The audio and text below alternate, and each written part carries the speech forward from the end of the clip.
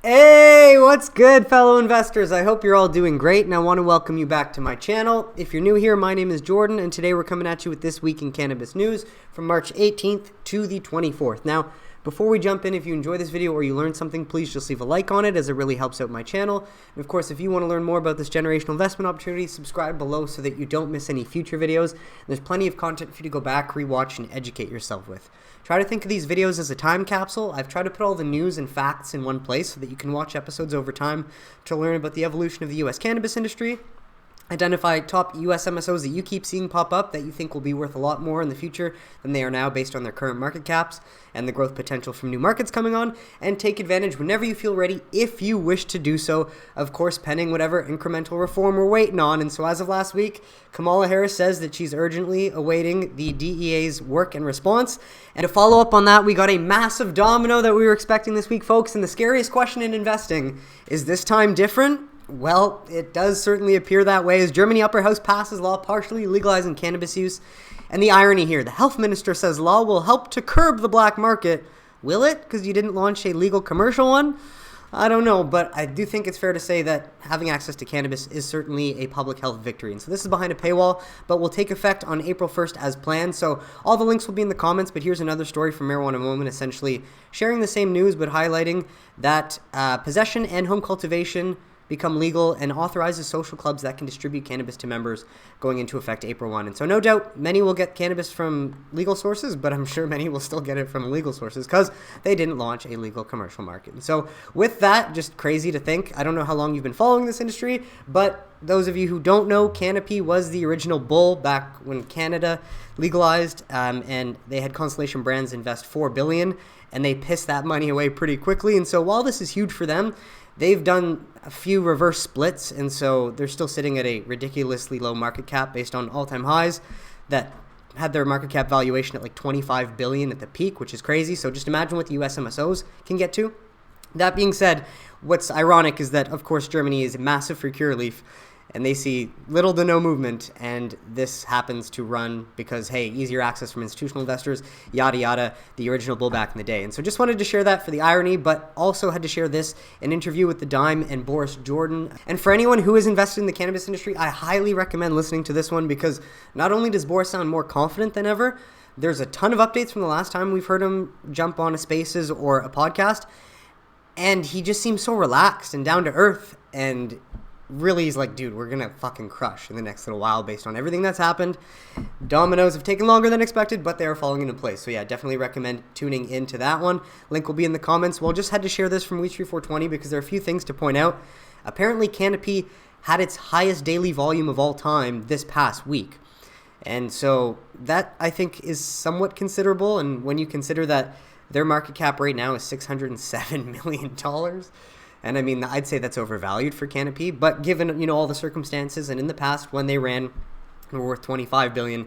I don't think Canopy will ever get back to that, but the US MSOs, I think, will certainly pass their past highs. And so it really makes no sense because Canopy's not even in Germany, so they don't benefit from this news whatsoever. Leads you to believe that investors know something, and to see a record volume day with 3 hours left in the trading day makes you think this time might actually be different, right? And so other big news, just wanted to share this from Sasha Warren. I'm not going to go through the entire thread, but a thread from recent UNCND in which Sabit and Sam attended and presented and, of course, provided a negative view of cannabis, trying to say it's not a medicine. Losers. The first time in 60 years, member states voted for a harm reduction approach. Sabit, his organization, and their ilk have now lost on the global stage, and they were made to look like the clowns that they are, right?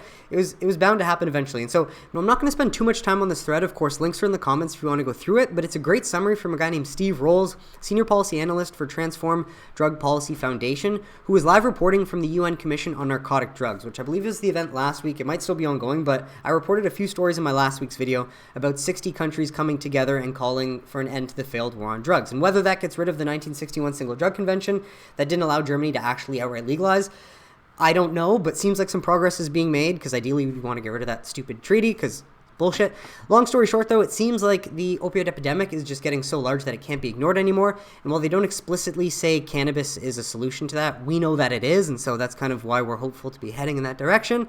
But the good news is from Steve Rolls, it seems the progress and wins in drug policy are incremental at the UN, but this one has profound significance. And so take from that what you will. While good to see Germany actually keep their word, so it doesn't seem like that 1961 stupid convention has much, sway anymore. I think once the DEA actually follows the science and makes it official, sets that in stone, then, hey, things have never looked better for the cannabis plant. And so had to share this from Do the Right Thing, man. This guy's great at finding nuggets. And so thank you for doing what you do. Keep doing what you do. Found this in the DEA's PowerPoint from their supply chain conference last year. Who's spending time going through old DEA PowerPoints? What a legend. HHS recommendation is binding. And so, again, from the sounds of it, it seems like anything related to the Controlled Substances Act, DEA has the authority to modify, but the HHS recommendation is what the DEA has to follow, from my understanding. I could be interpreting this wrong, so let me know in the comments, but thought that was cool and wanted to share it. This is the source for that, and I'll put the source in the comments as well. Do the Right Thing again. Second one, he got a hat trick this week. DEA Assistant Administrator said this in a letter dated November 2020 regarding cannabis. The CSA explicitly allocates medical judgments in the scheduling context to the Secretary of HHS, basically saying, we're going to follow what the Secretary of HHS recommends for us. Basically confirms what he found in the last slide. So that's 2 nuggets, and then this last one. Spring begins today and goes until June 20th. So this was Thursday. Spring started, of course, officially March 21st. The DEA has been conducting a review of the HHS recommendation for months, but has yet to issue an opinion, though one is expected this spring according to 2 sources with knowledge. I'd love to know who those 2 sources are. But once that opinion is issued, a public review period is expected, a process that could take up to 60 days. And so if the DEA has to follow what HHS recommends, then we will expect the Schedule 3 recommendation. And once we finally get that, that's a lot of, tension released. I don't know the source of this, though, so that's one thing I'd like to know, but otherwise all links will be in the comments. While just to highlight what happened last Friday, DEA is working quickly on cannabis rescheduling, Vice President Harris says. And so they're clearly not working quickly because we've been watching them for a long time and they haven't done anything, but let's hope that they're going to answer Kamala's request here. You can pause to read, but it's basically a summary of what they talked about last Friday in that little clip from the Cannabis Roundtable with Fat Joe. And so if you haven't seen that, I recommend grabbing the link in the description and just watching that. I believe I opened the video with that, but a very important bit from VP Harris that we were not expecting whatsoever. And of course, it's time to get cannabis out of the Schedule 1 where it never belonged in the first place. We want to outright deschedule it, but milestone that the FDA, HHS, the US government has admitted that cannabis does have legitimate medical value, and hence they need to move it to Schedule 3 if they're going to follow the science. And it's not very popular to not follow the science if you're a liberal, right? So good news for us, and love to see this being shared in ABC Action News. We'd love to see this pushed out in more outlets, and hopefully, I think it seems like we're heading into that cycle given all the momentum. And so more here if you wanted to pause to read. Otherwise, full link is in the comments. Nothing we don't already know. But another interesting study highlighting CBD has potential to manage symptoms of alcohol use disorder. New scientific review finds. So it's a review of existing studies and data findings. But hey, we need more people doing this because there's a shit ton of it and not enough people actually looking through the studies and pointing out really important findings that are at least taken seriously. But all that to say, you can check this Marijuana Moment article out, kind of explaining it more for the layman person, but I'd like to jump right to the study. So this is that study, Neuroimaging Studies of Cannabis Oil and Potential Neurobiological Mechanisms Relevant for Alcohol Use Disorders, a systemic review, fairly new, fresh off the press, March 21st. And so main thing, you can pause to read all the details, but results. They took 16 studies that satisfied their criteria. Furthermore, CBD regulates activity in regions associated with mesocorticolimbic reward pathways, salience, limbic, and frontostriatal networks, which are implicated in rewards anticipation, emotion regulation, salience processing, and executive functioning. And so a lot of complicated jargon, which means CBD appears to modulate neurotransmitter systems and functional connections in brain regions implicated in alcohol use disorder, suggesting CBD may be used to manage alcohol use disorder symptomology. Sounds promising. Certainly seems like we should be researching this as opposed to ignoring it or trying to pretend that it's not a thing. And so loved seeing that. Well, we got another study from Cardiovascular Pharmacology exploring the possible role of cannabinoids in managing post-cardiac surgery complications. A narrative review of preclinical evidence and a call for future research directions. This one from March 14th. Pause to read the abstract, and of course all links are in the comments if you want to go through them. But ain't it interesting that the more we research the plant, the more we find, as of course CBD is known for its anti-inflammatory, analgesic, and neuroprotective properties. Historical and ongoing research acknowledges the endocannabinoid system's crucial role in managing physiological processes, suggesting cannabinoids could offer therapeutic benefits in most post-surgical recovery. Specifically, CBD has shown promise in managing pain, moderating immune responses, and mitigating ischemia, reperfusion injury, underscoring its potential in postoperative care. However, this translation of these findings into clinical practice faces challenges because of the stupid Schedule 1 classification, which should be solved soon, and at least make the research slightly easier. Well, from Springer Link, cannabinoids in the treatment of glioblastoma from March 8th, 2024. It's the most prevalent primary malignant tumor of the nervous system. Sounds awful. And so GBM cells show expression of cannabinoid receptors CB1 and CB2, which mediate various actions of cannabinoids. Throughout these receptors, cannabinoids inhibit the proliferation and invasion of GBM cells, along with changing their morphology. That's fucking fascinating. Cannabinoids also induce an intrinsic pathway of apoptosis in the tumor. Hence, the use of cannabinoids in the treatment of GBM may be beneficial to the patients. So far, studies focusing on using cannabinoids in GBM therapy are mainly preclinical and involve cell lines in mice. They're not doing it in humans yet because of the fucking Schedule 1. Unbelievable. And so, hence why we need it now more than ever. Link in the comments if you want to go through that one. Well, from PubMed, observational analysis of the influence of medical cannabis use on quality of life in patients. And I've shared a few of these recently. I apologize if I've shared this one in a past video and didn't realize it, but Feb 20th, 2024, of 103 participants who completed the study, significant improvements were observed in physical and social functioning, emotional well-being, and energy levels within the first 30 days. And so, sounds promising, while improvements in the first 30 days also remain constant for the remainder of the study. So, take from that what you will. This data comes out of Pennsylvania and their medical cannabis program. And isn't it just fascinating to think that doctors might learn about the endocannabinoid system for 2 to 3 hours in all of their schooling? Now, I hope I'm wrong. So if there's any med school students that are watching this, let me know in the comments. But, they're technically trained in selling medicine and not really human biology. It's fascinating. It's a terrifying thought. And stay healthy, folks. But on to legislative news, as top Democratic senator calls cannabis banking bill a high priority amid growing calls for reform. And so this came from Sherrod Brown as of Thursday. Apparently, after speaking with Ask a Poll, he said it's a high priority, adding that Schmuck wants to do it and I want to do it. Well, what the hell are you waiting for then? America's been waiting on you guys for 3 years. Fucking do it already. And so I'll put this link in the comments as well if you're interested. But on top of that, if you thought Schmuck couldn't get any slimier, this man, apparently new fundraising email from Schmuck as of yesterday, dangling the carrot of SAFE, a bill that he has had the votes for the last 2 years, arguably, to put for a vote in the Senate and pass, is now using it as a carrot to raise funds. You cannot make this shit up, though. And hey, I guess thanks, Schmuck, for actually wanting to, get the Safer Banking Act passed this time.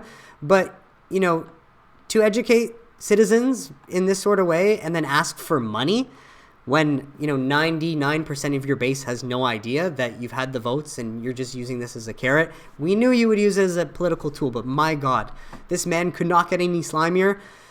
Call it an evil genius, because it is smart, and fuck him, but at the same time, jeez, it's just I just despise this man so much, but fuck, he's good at politics. It's awful.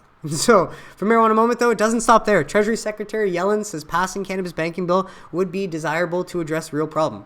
Of course, not only do the banks need money, but America's got, over $1 trillion in interest payment debt every 3 months now. So, yeah, these banks want the money. They need the money. And soon the money will be going into the banks, apparently. But if you don't believe me, here is GOP Majority Whip Tom Emmer speaking at the American Bankers Association Summit as of March 19th. Like it or not, if your state has enacted laws creating this a legal entity that is legitimate, then our bankers should be allowed to bank it. That's my belief, and I think that's the approach. It's Amen. Not whether you are a marijuana lover or hater. It's more, this is a legitimate business that has been approved by the representative government of that state.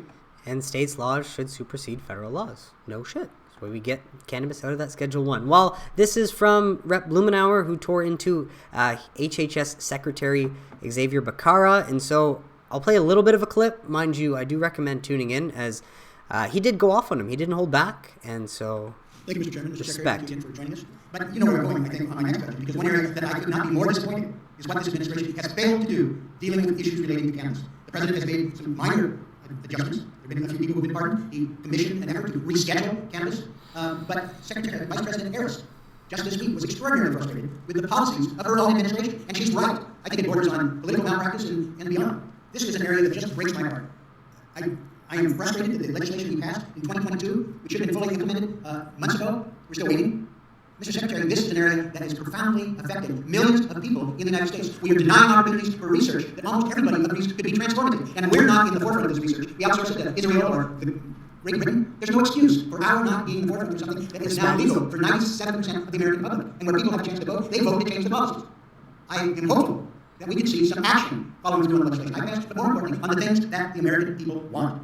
So I'm just going to stop it there. I do believe he goes on for more, so you can grab the link if you want to go through it. But just, hey, thank you, Earl Blumenauer, for standing up for American citizens, because we just need that from more politicians. So while apparently the Safe Banking Act of 2023, and this is the House version, is now up to 106 co-sponsors, and I don't remember exactly how many they need, but it seemed someone shared this, and, we're reaching a new high of co-sponsors, and with all the rumors as well from Don Murphy, our credible source in D.C., saying that SAFER can be back on the table, of course, because a lot of benefits. I used to talk about this all the time, but getting cash off the streets, making America safer so there's less dispensaries and robberies, it's just common sense, obviously. And so we're hopeful that'll come. While this one was from Marijuana Moment. Oh yeah, cannabis industry cash is not necessarily suspicious, IRS says in new guidance memo. So that's interesting. I don't believe this has any sort of effect like a Cole memo or anything, because that has to come from the Attorney General and the DOJ. But apparently the IRS says it is responding to a request for guidance on how cannabis businesses should approach Form A300, a document that must be completed when a company receives a cash payment of $10,000 or more. And so I would just say this is more promising than not that the IRS is going to discriminate less against the cannabis industry.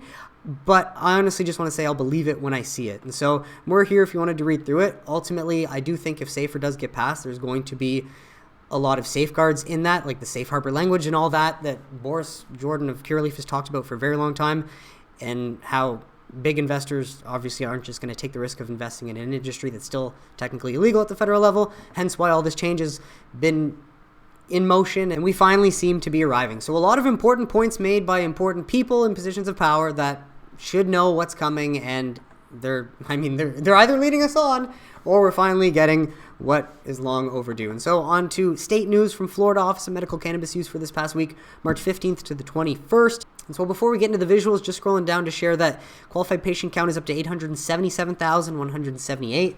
I forget the number exactly from last week, but it was 876,000. So a bit of a jump there, while 2 dispensaries were open, one in Jacksonville from Cookies Inc., and one in Orlando from Insa. And so this looks at last week's data. Of course, links will be in the comments, but total flower sales in ounces by company: TrueLeaf number 1, CureLeaf number 2, Muv Verano number 3. Total THC sales in milligrams by company: TrueLeaf number 1, Air number 2, love to see that, CureLeaf number 3.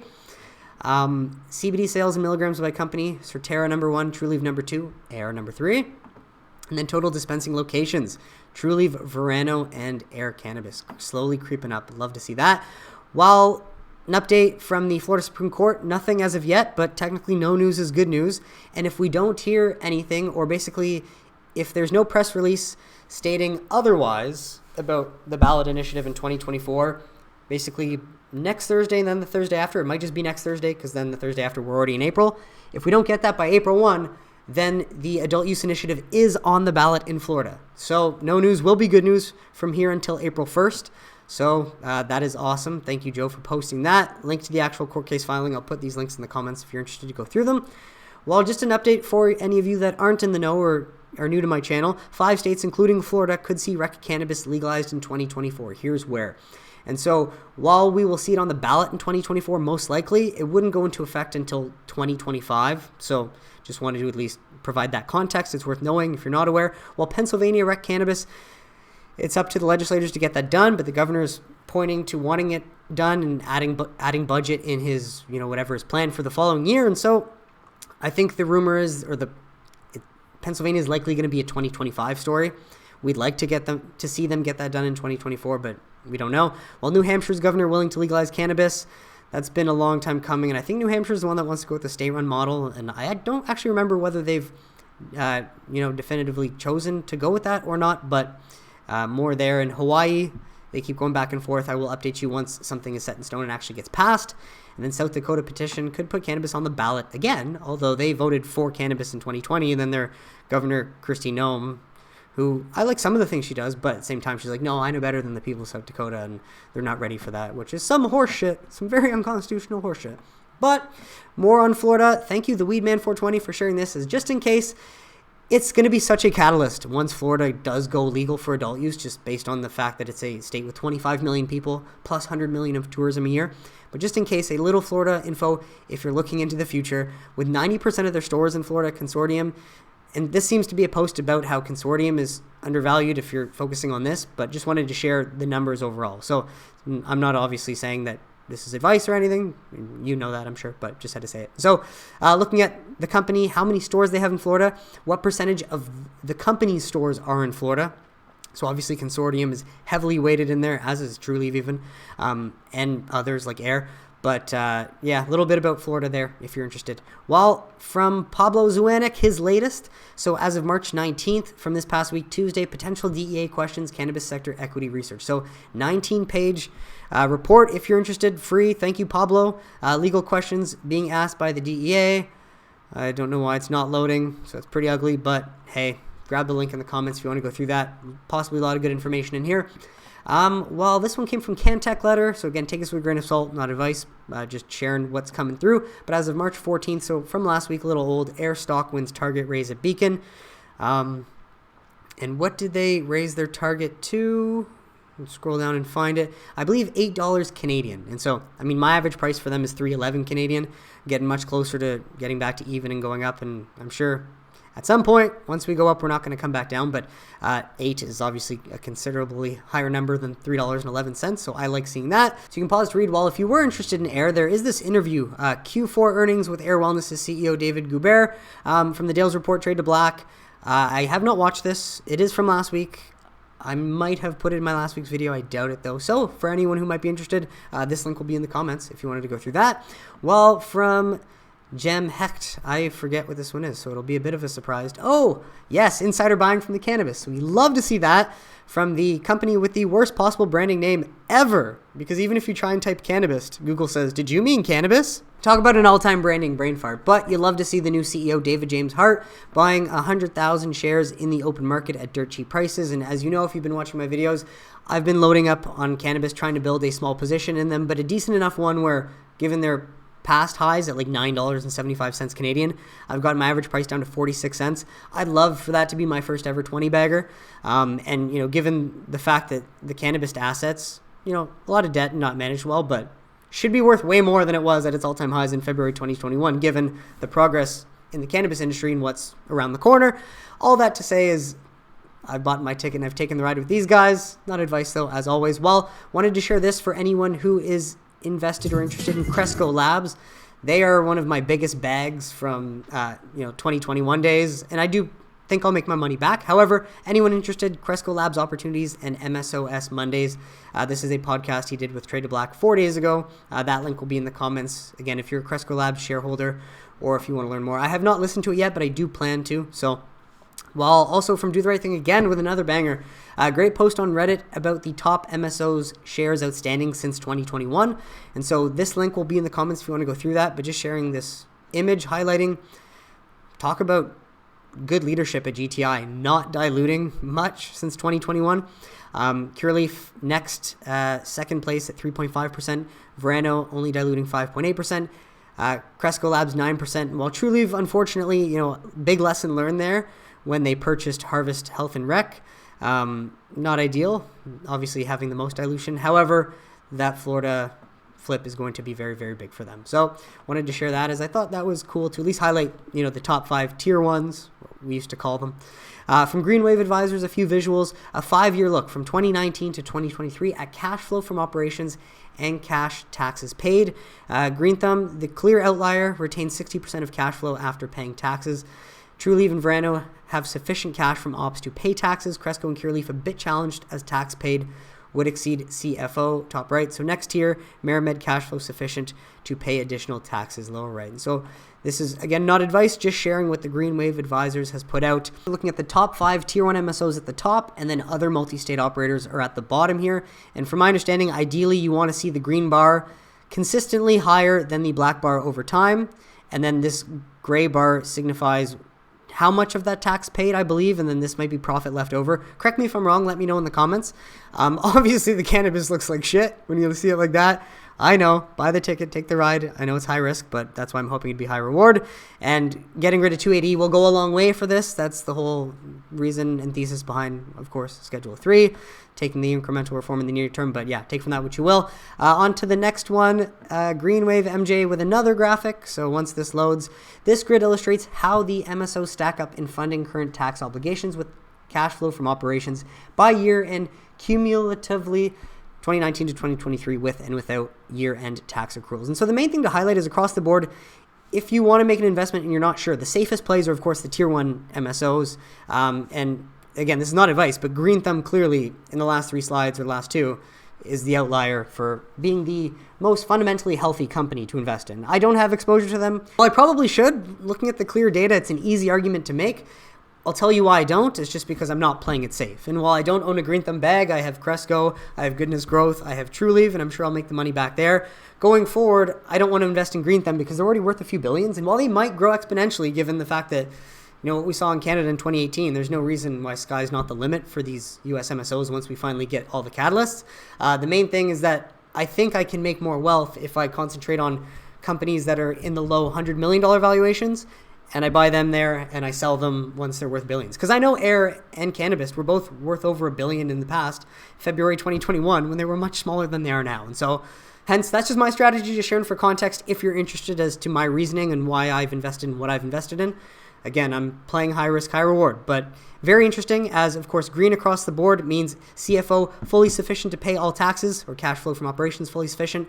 CFO partially sufficient if it's gray, and then cash flow from operations not sufficient to pay taxes. See, many more struggling than others, but once 280E is gone, that should be a massive help and lift for many of these companies. All across the board. A rising tide lifts all ships, doesn't it? From MJ Biz Daily, a little update from a tiny cannabis market. Louisiana's 10th medical cannabis dispensary opens. It's the final medical operator allowed to open by law, and they call them medical cannabis pharmacies. They get a designated region of the state, and it then becomes eligible to open a second location after it serves 3,500 registered patients. And so, good job, Louisiana, though, at least providing a safer, non-addictive medicinal alternative, although more than 10 dispensaries will go far much further away. Come on. And so, from MSN.com, wanted to share this as I found it, key recommendations from the government's review of the Cannabis Act. So, what does the Canadian government have to say about legal cannabis so far? They don't want to increase the limit on edibles, which is bullshit, so they want to keep it at 10 milligrams per package. That's some dumb shit. Of course, they want to set and monitor targets for reducing youth and young adult cannabis use, although it even goes down when it's legalized. So yeah, fair enough. They want to keep doing that, sure. Concerning issues regarding packaging, labeling, right? I mean, you can still market beer, but you can't market cannabis. That's certainly still dumb bullshit. While some First Nations and Indigenous love in the report, it's like, just leave them alone. Let them figure out their own culture. You don't need your help, Health Canada. While industry recommendations, they will be allowing cannabis cultivators to sell products directly to distributors and recommends consideration of a review of the excise tax model, which would be huge, as it was based on a much higher average price than today's prices, and they've fallen a ton.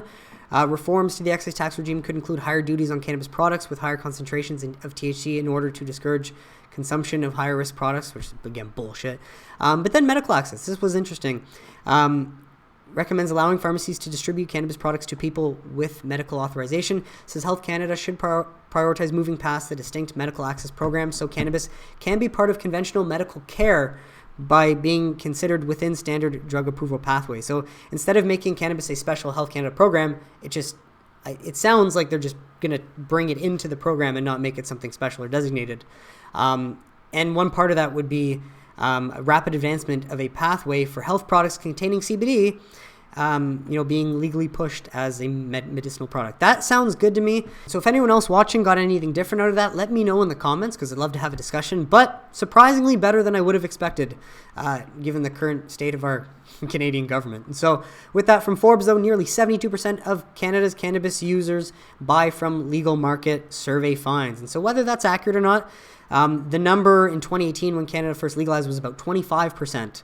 Or I say after about a year, say that survey was 2019, we legalized in 2018. It was roughly 25% buying from legal sources, and now it's 72%. Mind you, it's likely because the price has fallen so far, and it really is cheaper to buy an ounce from a legal source than from an online one if it's not free delivery. And so I'd say this is just more evidence that obviously ending cannabis prohibition is beneficial, speaks for itself, and having a legal market provides jobs, legal tax revenue, money that, if allocated properly, can go back and hopefully, provide a net good from a legal market. Why would you just want to have an illicit one and not a legal one? It makes no sense, Germany, but we're happy that you finally kept your word, and so we'll allow that for now. Well, last few ones, folks, from Weed Street 420. Wanted to share, here is how a short squeeze in MSOs could play out.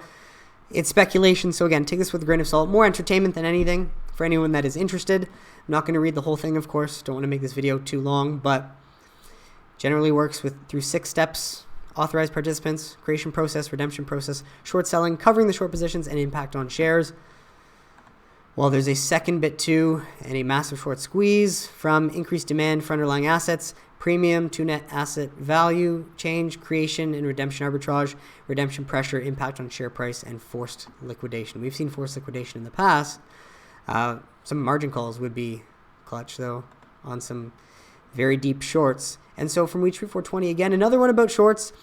I don't understand fully how some of the intricacies of all this works, but just wanting to share that we are again approaching the point where every short position initiated in the last year is deep underwater, with short interest sitting near an all-time high. So many will argue that the Canopy growth made no sense because obviously Germany didn't have anything to do with it. Maybe that was a short squeeze and it was shorts covering. Who knows? All I do know is that at least MSOs did close above 946 to end the day on Friday. While it did close red, I think being higher than this point is possibly a good thing. So let me know in the comments if you know more. But as of March 18th too, new FINRA short data released today, and from the looks of it, more shorts than ever. So either they're crazy or they know something that we don't. While some are increasing, many are also decreasing. And so take from that what you will, folks. How many days it would take to cover this fully? A little bit over my head, but let me know in the comments if you want to offer any insights, or if you can. Appreciate you. And then this one from ITR534. Again, speculation, be the best case scenario. But if the DEA announces rescheduling, descheduling mid-April, like all insiders are pointing at, because 2024 has a ring to it, or at least, that week of April 15th, uplisting from OTC to NASDAQ or New York Stock Exchange could happen either in May to June or June-July, or July-August, depending if it's a final ruling or not. So buckle up, 2024 could be the year. Who knew we just had to be so patient? As this is most of us, our emotions and our hearts from the last 4 years. But hey, it could come faster than we think. I'd be led to believe that we're more likely to see something like this if SAFE also moves, but maybe it doesn't need it. I don't know. Just thinking out loud. Let me know in the comments what you think. Well, last few resources for anyone interested. Cannabis Investing Network, Focus on Cannabis Earnings and Catalyst, featuring Jesse Redmond of Water Tower Research, episode 189. There's no 4 there. Silly me. So if anyone's interested, in the episode they discuss all of this. A lot of what I discussed in my last week's video. Of course, you can grab the link in the description to tune into that, or listen to Jesse Redmond, a very credible source that has been in the cannabis community on Twitter for at least a few years now with all of us. And so definitely worth checking out. I would imagine. I have not listened to it yet. I've also not listened to the Charles Bachtell interview, if I did not say that already, but the Boris one, I had to listen to that. That was good. So SIVA LLC apparently came out with a special report, State of the Cannabis Industry. Now, I'm not trying to act like I know who SIVA LLC is. I'm just saying their name, but it's a 116-page report. And just the fact that they quote Thomas Sowell on the second page, I fuck with that. That's pretty awesome. Thomas Sowell's a legend. So when you want to help people, you tell them the truth. When you want to help yourself, you tell them what they want to hear. And it looks very in-depth. And so it's free. Hey, 116 pages. Link will be in the comments. Take from that what you will. And so I may just jump to the conclusion and try to read through that and see what it says. But main thing is there's a lot in here for anyone that's interested. And lastly, more of a humorous way to end this off. Another one of these global market predictions of how big it will get once all of the handcuffs are taken off and the discrimination against not only the U.S. cannabis industry, but cannabis plant across the world is pulled back and, finally stops, or at least recedes a little bit as we help normalize it. But all that to point out, this report from whoever, take it with a grain of salt, says that the legal cannabis market globally seems like will be $86.3 billion by 2023 from $19.4 billion last year, a compounded annual growth rate of 16.1%. So again, take it with a grain of salt, but interesting to see a nice visual of this. And, this should be the case if we get everything that we're anticipating and all the dominoes continue to fall in our favor. So key takeaways here if you're interested. Link will be in the comments. But that is it for today's episode, folks. So thank you so much for tuning in. Again, if you enjoyed this video or you learned something, please just leave a like on it. Subscribe below if you don't want to miss any future videos. And hey, if you want to follow along, buy your ticket and take the ride with us. And I will catch you next week for This Week in Cannabis News. Have a great weekend, everybody. Take care.